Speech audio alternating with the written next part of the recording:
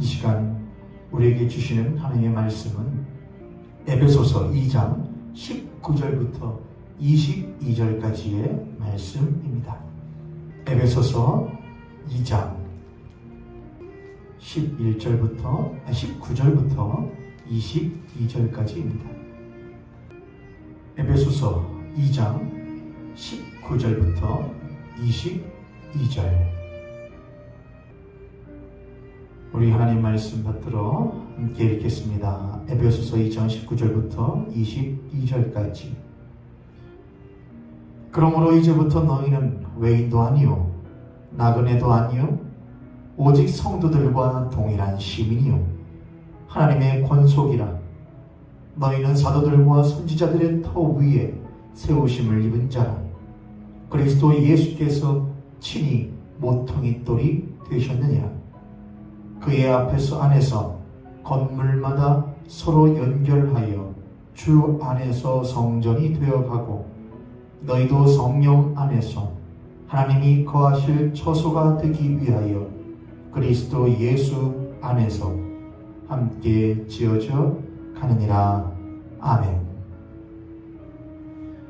오늘 여러분과 함께 사도신경 강해로서 드디어 우리가 삼위일체 하나님에 대한 내용들을 마치고 오늘 거룩한 공교회로 이렇게 제목을 정했는데, 거룩한 공교회를 믿사오며, 이게 풀 네임이 될 것 같습니다.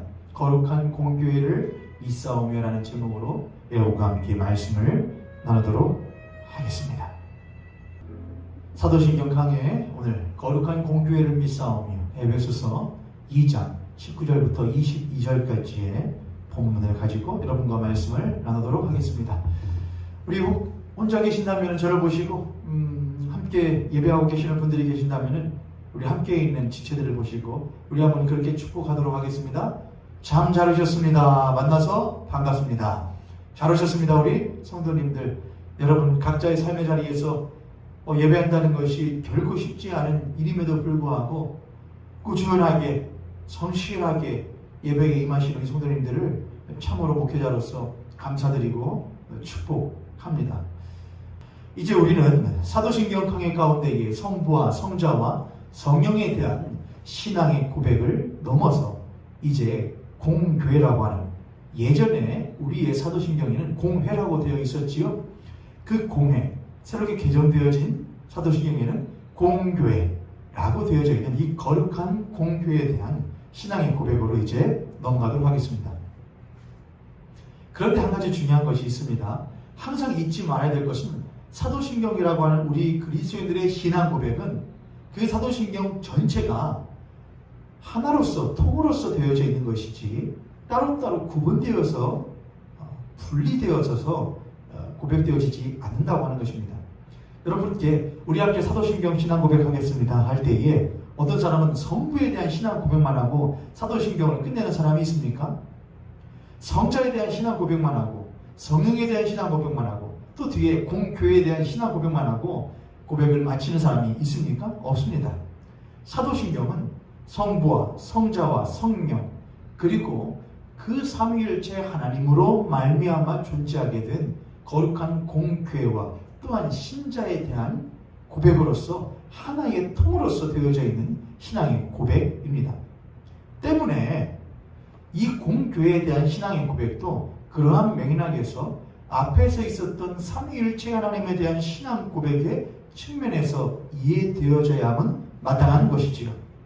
이제 앞으로 우리들이 뒤에서 보게 되겠지만 그런 맥락을 꼭 잊지 않고 공교회에 대한 신앙의 고백은 무엇에 대한 신앙 고백에서 유래되어지고 이어지는 것이다. 삼위일체 하나님에 대한 신앙의 고백에 이어서 고백되어지는 것이다. 이 맥락을 절대로 잊지 않으시기를 바랍니다. 거룩한 공회 또는 거룩한 공교회를 믿사오며, 교회를 믿는다는 말은 사실 부당한 말입니다. 어떻게 교회를 믿을 수가 있겠습니까? 교회는 사람의 모임에 지나지 않지 않습니까? 그러나 우리가 거룩한 공회 또는 거룩한 공교회를 믿는다고 할 때에는 그 거룩한 공교회의 주인이 누구이시기 때문에 바로 우리의 머리가 되시는, 교회의 머리가 되시는 예수 그리스도이시며, 또한 그 거룩한 공교회가 예수 그리스도의 피값으로 말미암아 세움받은 공동체이며, 또한 거룩한 공교회가 거룩하신 성부 하나님의 태초부터 계획하신 섭리 안에서 택함받고 부름받아 세워진 공동체임을 고백하는 것입니다. 그러므로 거룩한 공교회를 믿는다고 하는 것은, 또 뒤에도 나오는 성도의 교제와 또 그 뒤에 나오는 몸의 부활, 이런 사항들을 믿는다고 하는 것은 거룩한 공교회, 그 교회 공동체 자체에 대한 신앙이 아니라 그 거룩한 공교회를 존재하게끔 만드신 삼위일체 하나님에 대한 신앙의 고백인 것입니다. 아시겠죠, 여러분? 우리가 거룩한 공교회를 할 때에 거룩한 공교회에 우리의 포커스를 맞추는 것이 아니라 그 거룩한 공교회를 있게끔, 존재하게끔 만드신 삼위일체 하나님께 우리의 신앙의 포커스를, 고백의 포커스를 맞춰야 한다는 것입니다. 자, 거룩한 공교회가 그럼 과연 무엇인가 우리가 한번 살펴봐야겠습니다. 우리가 알고 있는 이 사도신조 또는 사도신경에는 그냥 거룩한 공회, 거룩한 공교회라고 되어 있습니다. 이것을 에클레시아라고, 공교회를 에클레시아라고 그렇게 표현하고 있습니다. 거룩한 에클레시아. 그런데 니케아 신경에 보면은 325년에 제정되어진 니케아 신경에 보면은 이것을 조금 더 심도 있게 다루고 있는데, 뭐라고 하냐면은 우리는 하나이고 거룩하며 보편적이고 사도적인 교회를 믿는다, 이렇게 합니다. 우리는 하나이며 거룩하고 보편적이며 사도적인 교회를 믿는다. 네 가지를 교회의 특성으로서 말하고 있습니다. 한번 해보실래요, 여러분?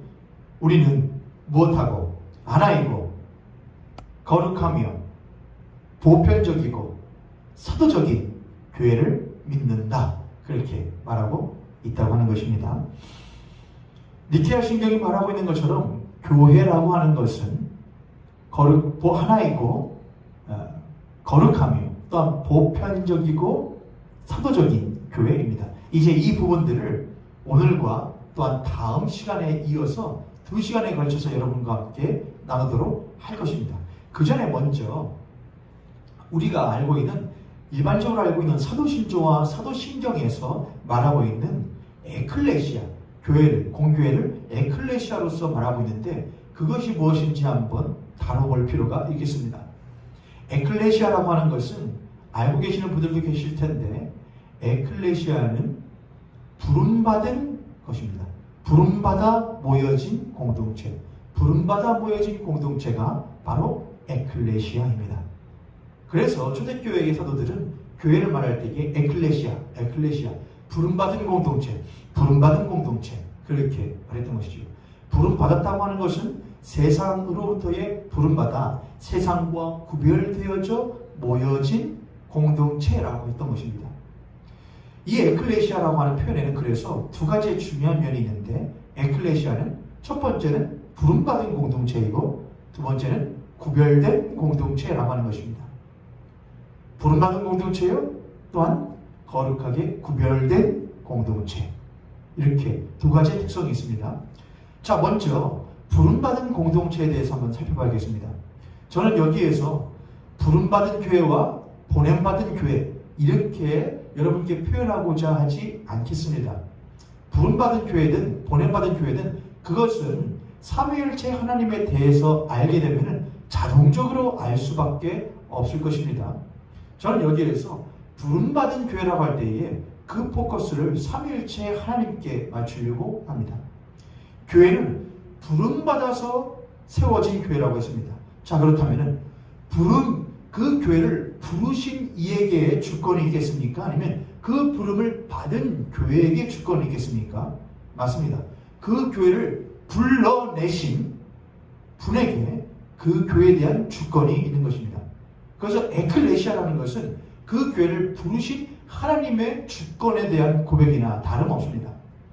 초대교회의 성도들이 자신들을 부르신 하나님, 자신들이 성령을 받고 나서 그들은 하나님의 말씀을 새롭게 깨닫게 되었습니다.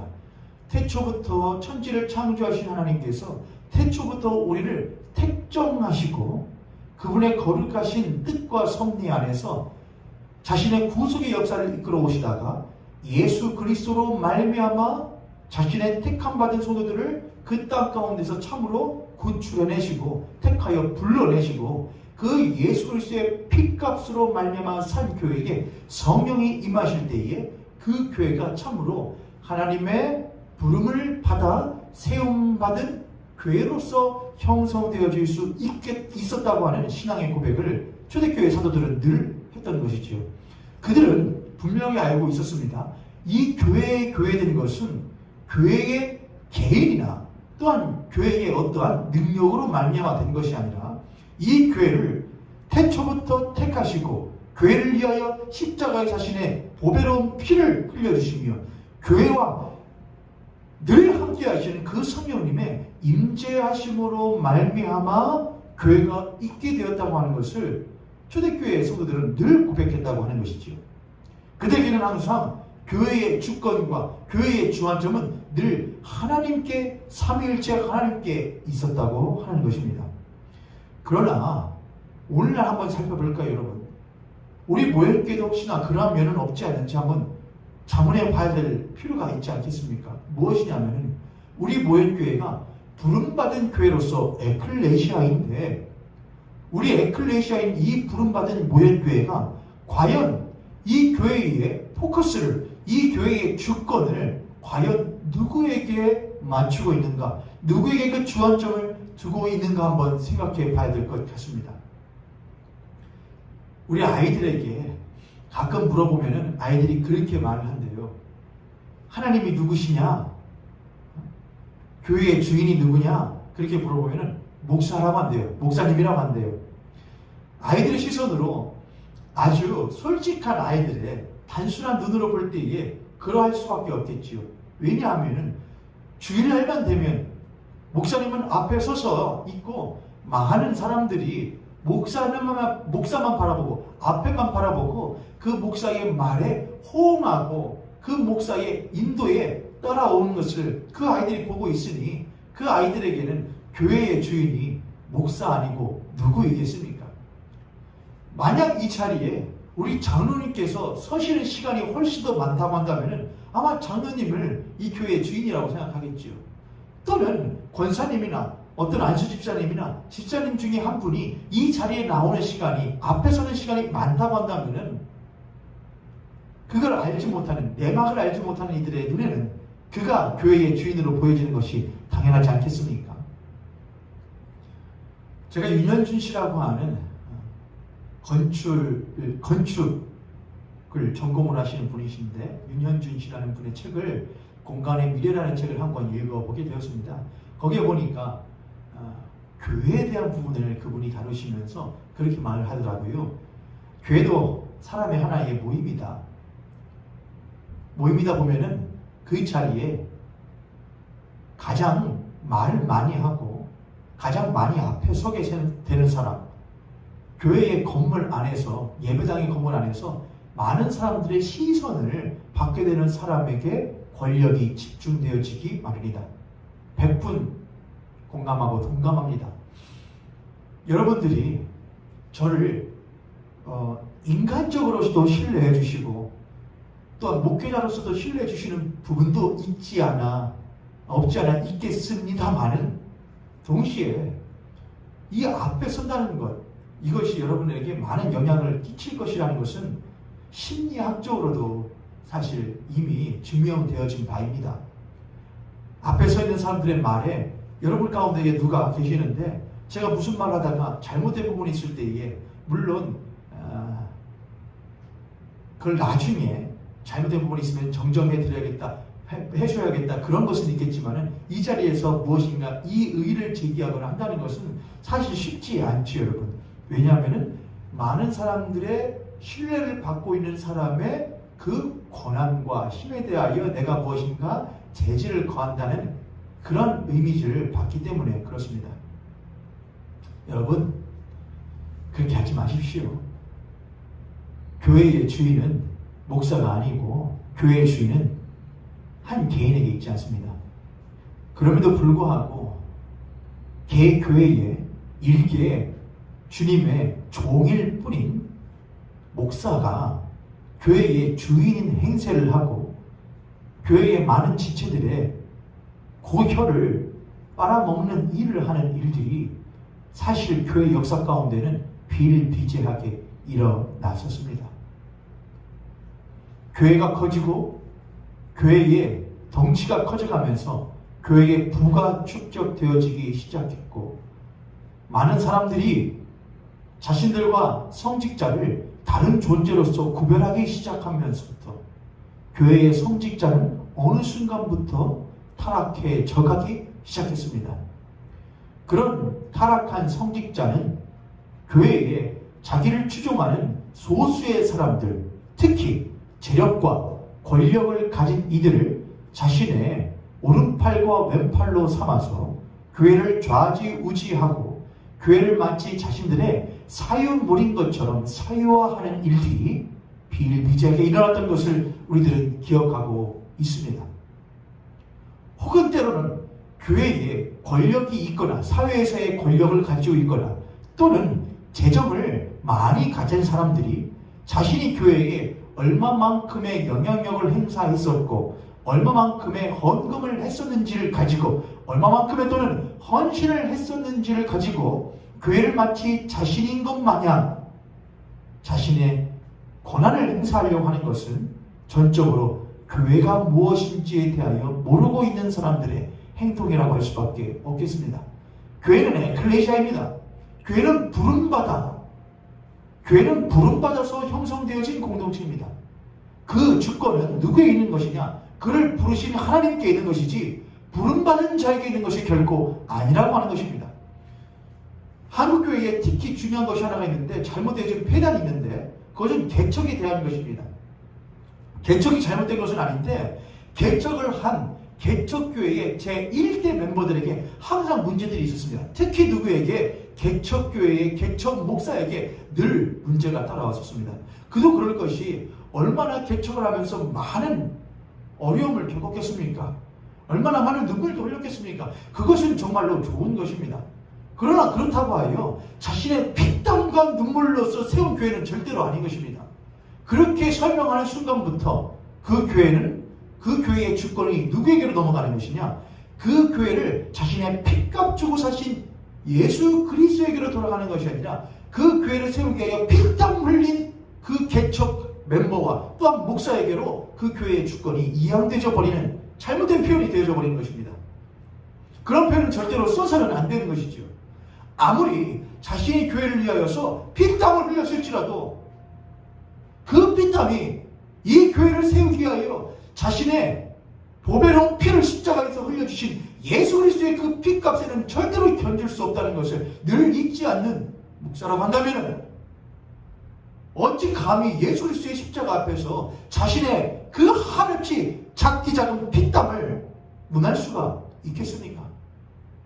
어느 순간부터 이 교회를 위하여 흘려주신 예수의 보배로운 피보다 자신의 고통스러움과 자신의 노고와 자신의 헌신이 더욱더 커져 보이기 시작하는 순간부터 그 교회는 에클레시아로서의 기능을 감당하지 못하게 될 것입니다. 사랑하는 모임교회 성도님들, 모임교회 주인이 혹 노원준 목사인 것처럼 여겨지신다면 부디 저를 위해서 기도해 주실 뿐만 아니라 때론 저를 위해서 여러분의 사랑이 담긴 뜨거운 권고를 해주시기를 부탁드립니다. 노원준 목사는 고작 40밖에 되지 않은 젊은 목사이고 노원준 목사는 영적으로도 지식적으로도 한없이 부족한 일개 인간일 뿐입니다. 저에게는 부족함도 많고 또한 오류도 많이 있습니다. 제가 알고 있는 성경의 지식과 또한 제가 많은 목사님들로부터 배운 신앙의 선배들로부터 배운 신앙의 기조를 따라서 목회하고 있지만 제가 어찌 완벽하다고 할 수 있겠습니까? 하오니 여러분의 도움이 필요합니다. 여러분께서 교회에 예수 그리스도를 머리로 한 이 몸의 한 지체인데, 저도 한 지체인데, 여러분께서 제가 고장나고 아플 때에 저를 위하여서 여러분께서 도와주셔야 되겠습니다. 또한 여러분이 아프시고 병드실 때에 제가 여러분을 고치기 위해서 또한 힘써야겠습니다. 교회 주인은 오직 예수 그리스도이십니다. 저와 여러분은 동일하게 예수 그리스도의 부르심에, 하나님의 거룩하신 부르심 안에서 교회의 한 지체로서 보여진 한 공동체, 곧 에클레시아입니다. 우리의 시선은 늘 예수 그리스도에게 고정되어져 있어야 하며, 우리의 고백은 늘 교회의 주인은 예수 그리스도이시라고 하는 우리의 입술의 고백이 있어야 되겠으며, 우리의 삶의 고백 또한 예수 그리스도가 교회의 주이시요 모든 교회의 주인이시라는 그 고백이 우리의 삶에도 동일하게 있어야 하겠습니다. 그 어떤 개인도, 그 어떤 단체도, 그 어떤 그룹도, 그 어떤 재단도 교회의 주인이 될 수 없습니다. 에클레시아에 두 가지 특성이 있다고 했죠, 여러분. 첫 번째는 부름받은 공동체이다. 두 번째는 구별된 공동체라고 하는 것입니다. 이것은 이제 니케아 신조에 나오는 네 가지 특성 가운데 있는 거룩성에서 여러분과 함께 나누도록 할 것입니다. 자, 이제 니케아 신경으로 다시 돌아와서 우리는 하나이고 또한 거룩하며 보편적이고 사도적인 교회를 믿는다 했던 부분들을 이제 한번 차근차근 여러분과 함께 나누어 가보도록 하겠습니다. 자, 먼저 하나이며입니다. 하나이며. 이것을 단일성, 통일성 이렇게 말하기도 합니다. 단일성, 통일성. 사실 공교회라고 하는 것을 다른 말로 카톨릭이라고 합니다. 카톨릭이라고 하는 것은 구교, 곧 천주교지요. 로만 카톨릭만의 전유물이 절대로 아닙니다. 사실 카톨릭이라는 것은 모든 교회, 유니버셜이라는 뜻이 있습니다. 영어로 하자면은. 그래서 전 우주적인 뜻입니다. 전 우주적인 카톨릭이라는 것입니다. 카톨릭이라는 건 그래서 모든 교회를 말하는 것입니다. 모든 교회. 그렇게 하자면은 이제 보편적인 교회로 이제 넘어갈 수밖에 없습니다. 그래서 보편적인 하나인 교회와 보편적인 교회는 어떻게 보면 양립되어지는 것 같은데 동시에 무엇이냐? 통일성을 가지고 있는 것이 이 보편적인 교회와 하나로서의 교회가 그러합니다. 자, 그런데 하나로서의 교회와 보편적 교회, 우리는 교회가 하나이며 또한 보편적임을 믿는다 라고 하는 것을 어떻게 우리들이 이해할 수 있을 것인가? 간단합니다, 여러분. 교회가 어떻게 해서 세워지게 되었는지, 어떻게 해서 존재하게 되었는지를 한번 생각해 보십시오. 예, 삼위일체 하나님으로 말미암아 교회가 있게 되었다고 그랬죠. 그렇죠? 요한 1서 한번 볼까요? 요한 1서 한번 보시면 이런 말씀이 있습니다. 요한 1서 1장입니다. 요한 1서 1장 1절부터 4절까지입니다. 태초부터 있는 생명의 말씀에 관하여는 우리가 들은 바요, 눈으로 본 바요, 자세히 보고 우리의 손으로 만진 바라. 이 생명이 나타내신 바 된지라. 이 영원한 생명을 우리가 보았고 증언하여 너희에게 전하노니 이는 아버지와 함께 계시다가 우리에게 나타내신 바 된 이시니라. 우리가 보고 들은 바를 너희에게 전하면 너희로 우리와 사귐이 있게 하려 함이라. 우리의 사귐은 아버지와 그의 아들 예수 그리스도와 더불어 누림이라. 우리가 이것을 쓰면 우리의 기쁨이 충만하게 하려 함이니라. 아멘. 사도 요한이라는 사도가 교회를 향하여서 쓴 편지입니다. 근데 그 편지에 뭐라고 말하냐면은 내가 너희들과 함께 사귀기를 원한다. 우리가 너희와 함께 사귀기를 원한다. 여기서 말하는 우리라고 하는 것은 예수 그리스도로 말미암아 예수 그리스도 안에서 하나님과 더불어 사귀고 있는 교회를 말합니다. 사귀고 있는 교회. 하나님과 더불어 예수 그리스도와 함께 성령 안에서 사귀고 있는, 이걸 교제라고 하죠. 우리가 교제, 코이노니아라고 합니다. 헬라어로 코이노니아, 교제하고 있는 것. 그래서 이 사도 요한이 우리가 너희들에게 증언하는 것은 무엇이냐? 그 거룩하신 성부 하나님, 또한 성령 하나님과 더불어 사귀시던 삼위일체 하나님이신 성자 하나님이 계신다. 그 삼위일체 하나님은 한 분이신데, 통일되시는데, 단일하신데, 또한 그 하나님은 세 분 하나님으로서 또한 무엇이다? 다양하시다. 그 하나님은 하나이신데 또한 세 분이시다. 그 하나님 가운데에 성자께서 우리들에게 오셨다. 우리가 그를 보았고 주목하여 우리의 손으로 만진 바 되었다. 그분이 우리들에게 나타나신 것은 우리로 하여금 그 하나님과 더불어 함께 누리려 함이니라. 그래서 성부와 성자와 성령이 계시는데 그 성자가 내려오시어 우리로 하여금 사귐으로 말미암아 이제는 그 사귐이 우리에게까지 확장되었다는 것이죠.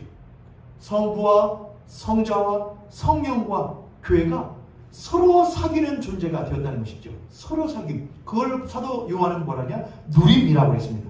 그리고 사도 요한은 그 하나님과 더불어 사귀는 그 사귐이 얼마나 기쁘고 충만한 것인지를 우리들에게 증언하였다는 것이죠. 이유는 무엇입니까? 이제는 너희들도 그 사귐에 동참하도록 만들기 위함이라고 이 요한이 그렇게 말하고 있는 것입니다. 자, 다시 돌아오시오. 여러분, 이 교회가 어떻게 하나이며 또한 보편적일 수 있느냐? 단일한 교회인 동시에 어떻게 다양한 교회일 수 있느냐? 이것은 삼위일체 하나님을 우리들이 생각하면 된다는 것입니다. 삼위일체 하나님은 하나이신데 또한 세 분 하나님이시라는 것입니다. 그분은 동일하신 하나님이신데 또한 세 하나님이시라는 것입니다. 다르지 않다는 것입니다. 물론 삼위일체는 따로인데 그분이 합체 이런 걸 말하는 것이 아닙니다. 우리 인간의 개념으로서는, 우리의 인간의 수적 개념과 시공간의 개념으로서는, 물리로서는 절대로 해결할 수 없는 다른 차원의 이야기이기 때문에 우리는 그것을 하나님의 신비라고 합니다. 삼위일체 하나님은 하나이신데 또한 세 하나님이시다. 그런데 그 하나님께서 성부, 성자, 성령 삼위일체 하나님께서 교회를 만드셨다. 교회를 새롭게 창조하셨다. 교회를 세우셨다. 그러므로 그 교회는 곧 누구를 닮은 교회냐? 삼위일체 하나님을 닮은 교회라는 것입니다. 하나님이 우리를 낳으셨다는 것입니다. 하나님께서 교회를 낳으셨다는 것입니다. 삼위일체 하나님께서 교회를 낳으셨다는 것이죠. 그러므로 그로 말미암아 출산하게 된 이 교회는 당연히 그 아버지이신 삼위일체 하나님을 닮을 수밖에 없지 않겠습니까? 그러므로 교회는 하나입니다. 그럼 교회가 하나라고 하는 것은 하나의 전제를 갖습니다. 교회가 많이 있다는 걸 말하는 것이죠. 그도 그럴 것이 사도신조 또는 니케아 신경이, 니케아 신경 또는 콘스탄티노플 신경, 그 이후에 웨스터민스턴 신조 같은 여러 가지 신조들에서 말할 때에 제일 먼저는 니케아 신경을 말하죠. 그때만 해도 325년입니다. 지금 우리는 2021년이고요. 325년 경만 해도 이미 교회가 많이 형성되고 있었습니다. 교회라고 불러지은 공동체들이요. 그런데 항상 문제들이 생겼습니다. 무엇이냐면은 교리의 문제가 생기기 시작했고 분파의 문제가 생기기 시작했던 것입니다. 이단의 문제들이 생기기 시작했고요. 가장 큰 문제는 이단의 문제였습니다. 그러나 여러분 성경에 보면은 이단들은 항상 등장을 했었고 또한 똑같은 한 교회 안에서도 음식의 문제를 어떻게 볼 것이냐, 음란의 문제를 어떻게 볼 것이냐, 거룩의 문제를 어떻게 볼 것이냐, 이런 문제들을 가지고 갑론을박하는 문제, 이런 사건들이 교회 안에 늘 있었습니다. 특히 사도 바울이 또는 베드로가 썼던 편지들을 가만히 보게 되면 그런 일들이 교회에 아주 많이 있었다는 것입니다. 여러분, 아내와 남편이, 남자와 여자가 서로 결혼하여서 살아갑니다. 서로 사랑하지요. 그런데 그 안에서 결혼하는 생활 가운데에 서로 사랑함과 동시에 늘 무엇도 따르지 않습니까? 저는 이제 14년에 결혼해서 21년, 올해로 7년 차인데요. 이미 20년 차, 30년 차, 더 나아가면 40년 차, 그렇게 되신 우리 손들도 많으시지요. 그런데 아직도 배우자가 계신다고 한다면은 어떻습니까 여러분? 30년 차 됐는데 30 넘어가는데 또 20년 차인데 어떻게 분쟁이 없으시던가요? 아니죠 여러분. 계속해서 티격태격이 있으시잖아요. 어쩜 이래도 다른지요. 어쩜 이 사람과 나는 그렇게 다른지요. 그렇다고 여러분 등 돌리고 사십니까? 등 돌리고 주무십니까? 그렇지 않지요. 한 가정이에요. 한 부부예요. 남과 여가 만나 하나의 부부가 되었어요. 그래서 한 가정을 이루어요. 또 가정 안에 또 얼마나 다 각기각색이에요 여러분. 그러나 서로 각기 다른 그 가정의 구성원들이, 그 부부가 서로의 다름을 인정하면서, 서로의 다름을 인정할 뿐만 아니라 진짜 사랑, 여러분 서로의 다름을 인정하는 것만이 능사가 아닙니다 여러분.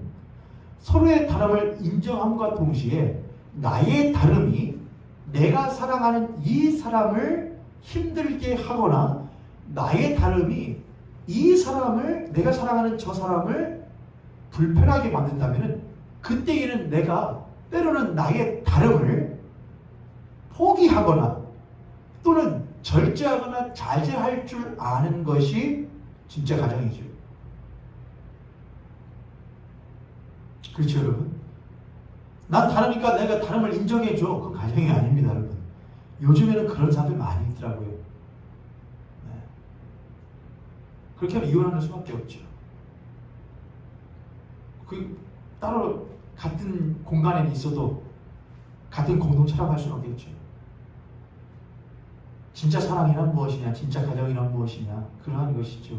서로의 다름을 인정하되, 다름을 인정받은 그 대상은 때로는 나의 다름을 인정해주는 그 다른 이가, 내가 사랑하는 이에게 그를 위하여 나의 다름을 포기할 줄도 알고 또는 절제하고 자제할 줄 아는 것. 그건 당연한 건 아닙니까 여러분? 그게 인간 관계에서도 그대로 형성되는 건 아니겠습니까? 그렇죠 여러분? 자, 그럼 교회도 뭐죠 여러분? 교회가 한 분 삼위일체 하나님으로 말미암아 있게 된 교회예요. 모두가 형제와 자매예요.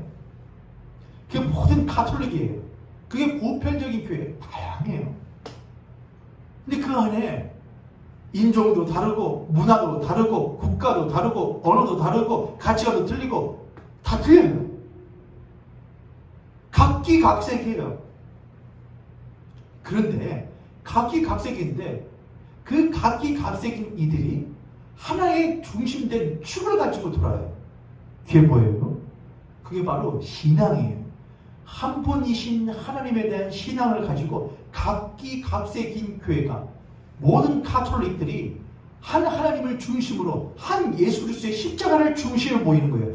이 중심인 축이신 예수 그리스도를 벗어나는 것은 이단이요, 벗어나는 것은 사입이지만 이 한 분 예수 그리스도를 중심으로 각기 다른 이 공동체가 하나로 모여지는 것이 바로 뭐냐?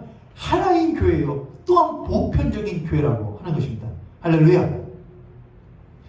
한 분이신 하나님께서 한 분이시되 또한 세 분으로 계셨던 그 하나님처럼 그 하나님을 닮은 교회는 각기각색이지만 그 각기각색인 그 모든 교회, 예수 그리스도를 머리로 한 그 모든 교회, 모현교회든 바로 옆에 있는 향기로운 향기교회든 바로 옆에 있던 기쁨의 교회, 여기는 행복한 교회, 더 나아가서 모든 복된 교회, 이 모든 교회, 장로교든 성결교든 침례교든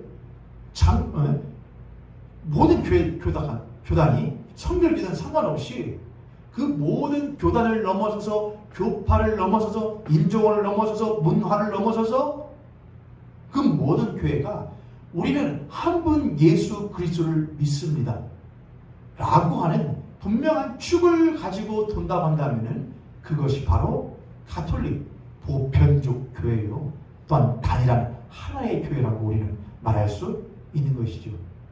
할렐루야. 그러니 우리들이 가지고 있는 개교회주의나 교파주의가 얼마나 편협한 건지 우리들은 알아야겠습니다. 그래서 우리 보현교도 물론 개교회주의가 없지 말할 수 있겠습니까? 그래서 성경에 보면은 형제가 모여 연합하는 것이 얼마나 아름다운가 그런 말을 합니다. 형제와 형제가 연합하는 것이 얼마나 아름다운가. 장로교와 성결교가 손을 잡고 성결교와 침례교가 손을 잡고 이단과는 손잡을 수는 없습니다. 그러나 한 분 예수 그리스도를 축으로 한 모든 교회가 한 형제와 자매로서 서로 손을 잡고 예수 그리스도의 십자가의 복음을 전하는 그런 보편적인 교회, 개교회를 넘어서서 개교회 목사를 넘어서서 우리 교회, 내 교회를 넘어서서 모든 교회를 품을 줄 아는 시각을 우리 그리스도인들이 마땅히 가져야 한다는 것이죠. 그 안에서 잘못된 것이 있으면 인정을 하고 고치기도 하고 그것이 잘못된 것이 아니라 다양성이라고 한다면 그런 것들을 포용할 줄 아는 그런 시각들을 갖는 것이 매우 중요하다는 것이죠. 그러나 이러한 포용성과 다양성을 인정하는 것을 갖는 것은 사실 굉장히 쉬운 일은 아닙니다. 그런데 그러한 것을 막는, 포용을 하고 화합을 하는 것을 막는 가장 중요한 요소가 있는데 그것은 바로 두려움입니다. 두려움. 무엇에 대한 두려움이냐? 내 것을 잃을 것인가에 대한 두려움입니다. 혹시나 내 것을 잃지는 않을까라고 하는 두려움인 것이지요. 혹시나 내 성도를 잃지는 않을까? 혹시나 내 교회를 잃지는 않을까? 혹시나 내 밥통을 잃지는 않을까? 우리가 헌금해서 열심히 세운 교회인데 혹시나 이것을 뺏기지는 않을까라고 하는 그런 두려움. 죄인들이 가지고 있던 그런 두려움이 여전히 우리들 안에, 목사 안에, 교회 공동체 안에 있어서 철저하게 우리의 것을 먼저 챙기고자 하는 심보가 우리 모현교회는 혹 있지 않은가 한번 생각해 보아야 하겠습니다. 사랑하는 모현교회 성도님들, 모현교회는 모든 교회 가운데 한 교회이며 우리 주변에 있는 모든 교회와 또한 모든 그리스도인들은 우리와 동일한 형제와 자매들입니다. 남의 교회 성도가 아닙니다. 그들도 주님의 주님의 자녀이고 나의 형제입니다. 남의 교회가 아닙니다. 우리 교회입니다. 우리가 그런 시각을 가져야 하는 것이죠. 우리 안에 내 것을 혹시나 잃지나 않을까 하는 심보를 가지고 있다고 한다면 그것이야말로 하나님께서 원하시지 않는 죄인들의 습성이요 또한 죄인들의 심보라고 하는 것을 우리들 잊지 말아야 하겠습니다. 그러므로 교회는 어떻게 하면 주변에 있는 교회들과 함께 화합하여 교회의 교회됨을 나타낼 수 있을 것인가를 고민할 줄 아는 교회가 되어야 되겠고 또한 교회들의 어려움을 외면시하는 것이 아니라 교회들의 어려움을 함께 동참하고 독려하고 도울 줄 아는 교회가 되어야 하겠습니다. 그래서 모현교회는 지금 다른 교회들을 후원하는 교회 것도 있습니다만 그런 것들을 조금씩 더 늘려갈 수 있으면 좋겠다. 물론 교회의 재정 상황이 매우 넉넉한 것은 아니지만 여러분 그렇지 않습니까? 어려울 때는 단돈 몇만 원이 정말 필요할 때도 있습니다. 정말 어려울 때는 그런 것이지요. 우리가 그냥 육신의 형제와 자매가 있어도 육신의 형제와 자매에게 우리가 때로는 물질적으로 때로는 심적으로 도움을 줄 때도 있지 않습니까? 왜요? 내 형제니까요. 내 자매니까요. 그렇다고 한다면 우리도 다른 교회의 그 어려움에 여러분 많이 하려고 하지 마세요. 많이 해야 되는데 많이 하는 것만 꼭 섬김이 아니고 도움이 아닙니다. 우리가 할 수 있는 한 하는 것입니다. 할 수 있는 한.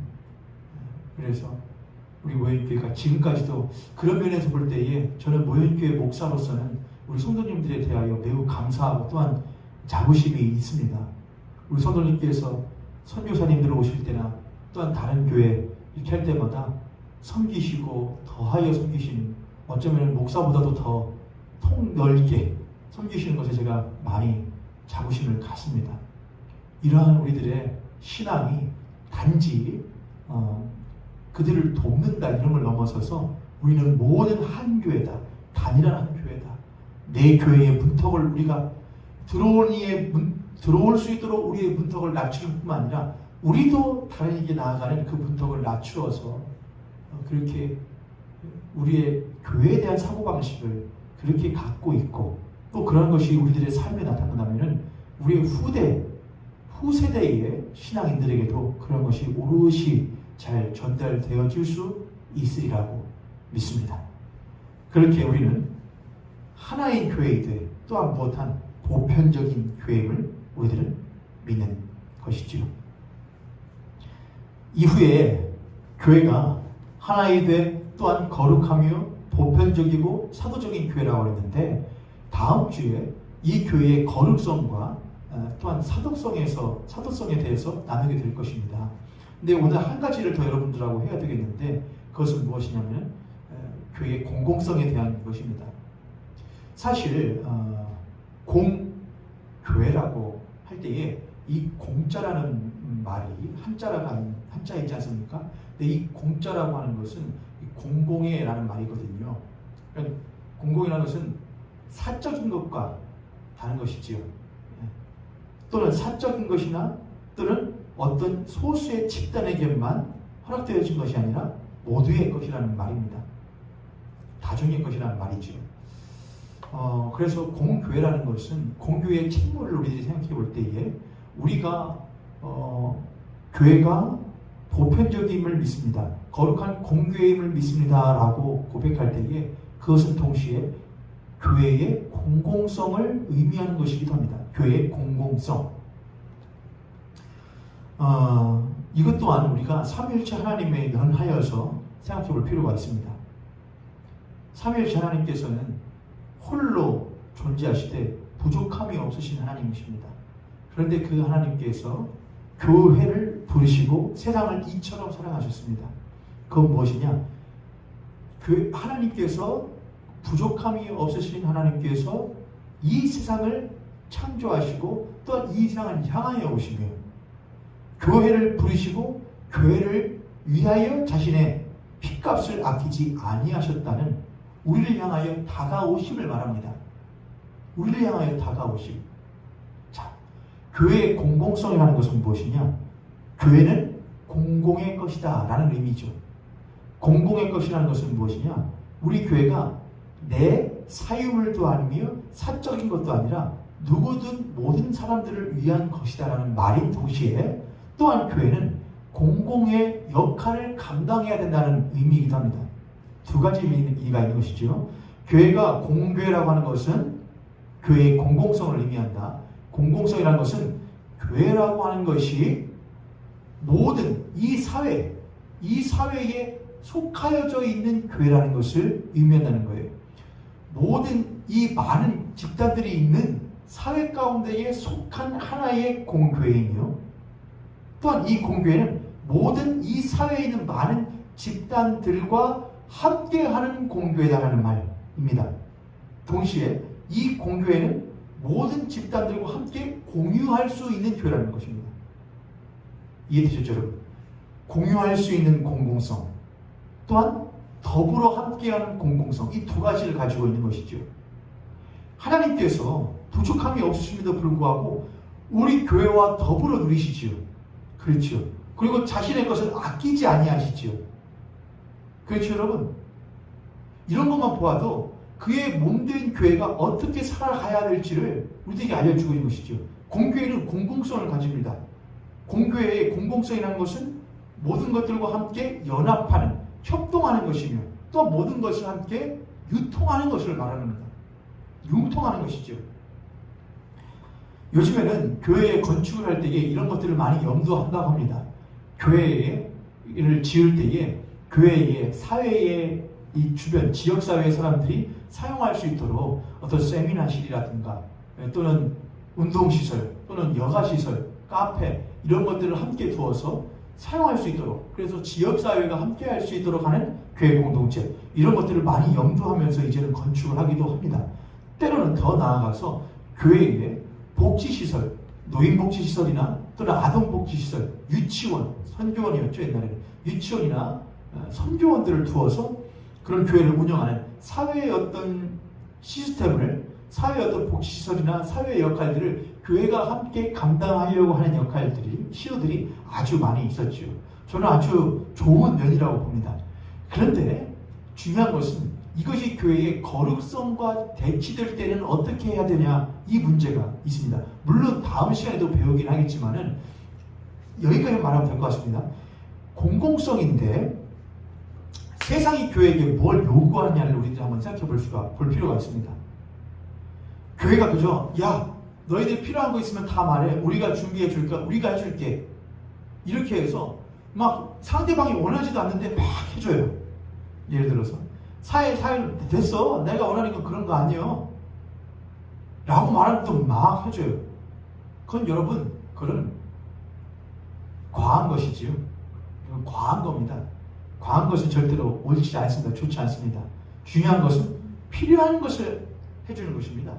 자, 그럼 사회는 과연 교회에게, 우리가 더불어 살고 있는 이 세상은 교회에게 요구하는 것이 무엇일까요? 물론 이 세상이라고 하는 것은 타락한 세상을 의미하는 것만은 아닙니다. 우리와 더불어 살고 있는 이웃이 교회에 대하여 요구하는 공공성은 과연 무엇인가에 대한 문제입니다. 교회는 과연 세상은 과연 교회에게, 우리의 이웃들은 교회에게 무엇을 요구할까요? 여러분들은 아마도 사회에서 세상 사람들과, 세상에 있는 이웃들과 많이 접하여 살다 보시니 아마도 그런 세상이 우리들에게 요구하는 것이 무엇인지를 더 많이 들으셨을 거예요. 여러분, 제가 안타까운 것이 하나 있는데, 교회가 너무나 편협하다는 거죠. 제가 이제 설교를 준비하거나 말씀을 준비하면서 참고해서 듣는 몇 분의 목사님들이 계시거든요. 근데 그분, 목사님 가운데 한 분이 계시는데, 제가 참고하는 분들 가운데 한 분이신데, 그분이 아주 이제 말씀을 전하실 때에 논리정연하게 아주 성경적으로 전하시려고 이렇게 접근을 하시는 것이 마음에 들어서 제가 정리하는 데도 도움이 되고, 그래서 많이 참고를 하는데, 그분이 이런 말씀 하시더라고요. 현재의 코로나19 상황을 말하면서 이렇게 하셔요. 현재 이 교회에 대한 이 코로나 상황 가운데서 어떻게 하는 것이 진짜 교회다움이냐, 어떤 것이 진짜 거룩한 것이냐, 그것은 목숨 걸고 신앙을 고수하고 예배를 고수하는 것이 진짜 거룩성이다. 거기에서 교회의 특별함과 구별됨이 드러난다. 그렇게 말씀을 하시더라고요. 제가 그걸 들으면서 이분이 교회의 카톨릭 보편성은 안다. 그러니까 교회들끼리의 이것은 아는데 무엇은 이분이 염두하지 않는구나. 교회의 공공성에 대해서는 염두하지 않는구나라는 생각을 했습니다. 굉장히 많이 안타까웠어요. 이렇게 성경에 대해서 해박하고 함에도 불구하고 왜 거기까지 하지 못할까? 여러분, 이것은 절대로 세상과의 타협이 아닙니다. 그렇게 한번 따져보면은, 그렇게 세상과 타협하지 않으려고 하는 사람들은 그러면은 어떻게 해서 교회를 지었습니까? 어떻게 해서 세상 사람들과, 교회를 건축하려면 세상과 뭘 해야 되잖아요. 이야기를 내서 땅을 얼마큼을 사야 되고, 어서 은행을 대출하고, 융자를 받고, 세상의 법에 따라서. 왜 세상 법대로 합니까? 맞지 않잖아요, 여러분. 세상에 있는 이 땅에서, 이렇게 생각하겠죠. 어차피 이 땅은 하나님이 우리에게 주신 땅이 하나님 거예요.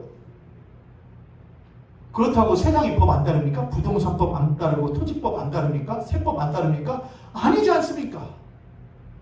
대한민국 시민으로서, 대한민국의 하나의 기업으로서 그런 거 혜택 안 받습니까? 보호를 안 받습니까? 받지 않습니까?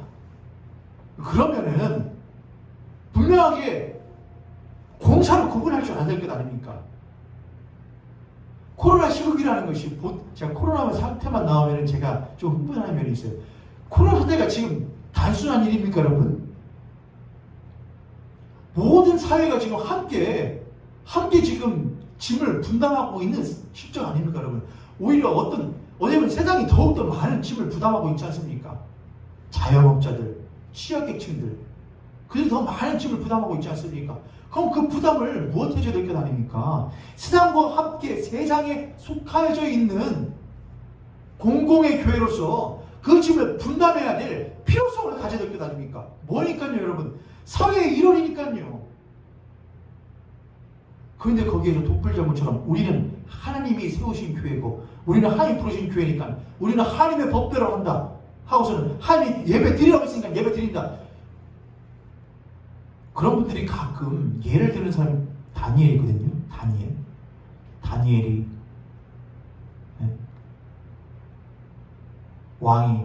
바벨론의 왕이 기도하지 말라고 그랬는데 목숨 걸고 창문을 열고 하나님의 성전이 있는 쪽을 향하여서, 동편을 향하여서 기도했더라. 목숨을 걸고 했더라. 이런 예를 들어요. 그런 거 들으면은, 야, 참 성도들 잘도 속여먹는다, 그런 생각이 들어요, 여러분. 다니엘은 바벨론으로 간 것 그 자체가 문제죠. 안 그래요, 여러분? 하나님이 허락해 주신 자신의 선조들이 있었던 그 가나안 땅, 이스라엘 땅을 버리고 끌려가요. 바벨론이 이스라엘 땅에 있는 유능한 인재들을 데려갈 때에 끌려가잖아요. 왜 끌려가요? 하나님의 땅을 왜 벗어나요? 형제 걸고 자살해버리지? 자결해버리지? 그렇죠? 뭘로 끌려가서 거기서 뭘로 기도하다가 그렇게 해요? 끌려가는 것 자체가, 하나님의 땅을 벗어나는 것 자체가 잘못된 거잖아요. 그렇지 않잖아요, 여러분. 그렇죠? 어떻게 성경을 그렇게 이야기하냐 말입니다. 그러니 참 잘 속여 먹어요. 그리고 잘도 속아 넘어가요, 성도님들이. 여러분, 그렇지 않아요. 여러분, 성도님도 똑같잖아요. 교회도 그렇고, 여러분 개개인 성도님도 그렇잖아요. 여러분 모두 사회에서, 사회의 일원으로서 살아가셔요. 그렇죠? 동시에 우리는 뭐예요? 이 땅의 시민 동시에 하늘의 사람이에요. 그럼 뭘 하는 것이 마땅해요?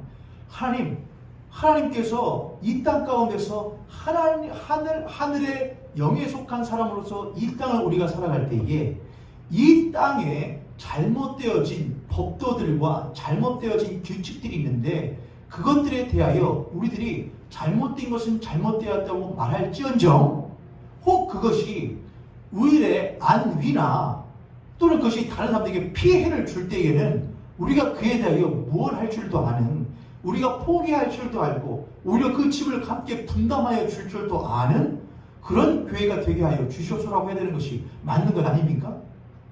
그것이 진짜 이 땅을 살아가는 하나님 나라의 사람들 아니겠습니까, 여러분? 어째 독불자본이 되려고 하는지 모르겠습니다. 사랑하는 모욕의 성도님들, 교회는 보편적인 교회입니다. 동시에 그 교회는 교회로서 이 땅 가운데 공공성을 가지고 있는 교회입니다. 교회는 이 땅과 더불어 연합할 줄도 알며, 이건 교회 절대로 세상과 타협을 말하는 것이 아닙니다. 타협과 또한 교회가 세상과 함께 더불어서 사는 것은 전혀 다른 문제입니다.